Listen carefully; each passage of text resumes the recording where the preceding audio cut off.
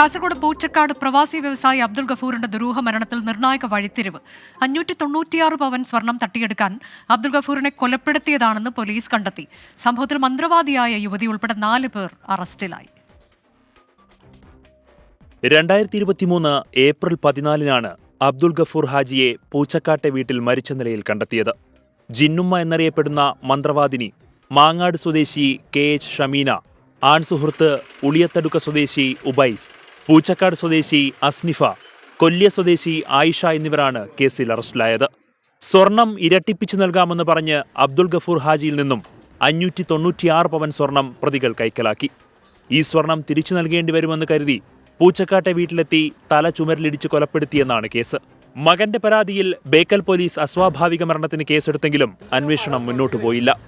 നാട്ടുകാരുടെ നേതൃത്വത്തിൽ സമരസമിതി രൂപീകരിച്ച് സമ്മർദ്ദം ശക്തമാക്കിയതോടെ പ്രത്യേക അന്വേഷണ സംഘം രൂപീകരിച്ചു. ജില്ലാ crime records bureau DYSP KJ ജോൺസന്റെ നേതൃത്വത്തിലായിരുന്നു അന്വേഷണം. കുടുംബത്തിലല്ലാതെ പുറത്തു ഒരു സ്വർണം പോലും വാങ്ങിയിട്ടില്ല. എല്ലാം ബ്ലഡ് റിലേഷൻസിൽ മാത്രമേ വാങ്ങിയിട്ടുള്ളൂ. അതൊരു സത്യമാണ്. കാരണം ബ്ലഡ് റിലേഷൻസിന് പുറത്താണെങ്കിലല്ലേ പ്രശ്നമുള്ളൂ.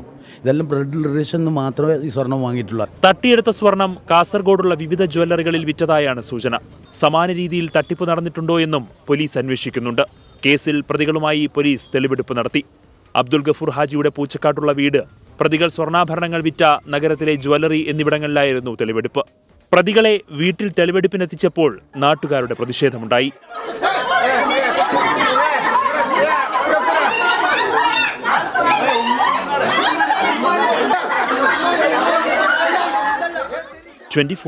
കാസർഗോഡ്.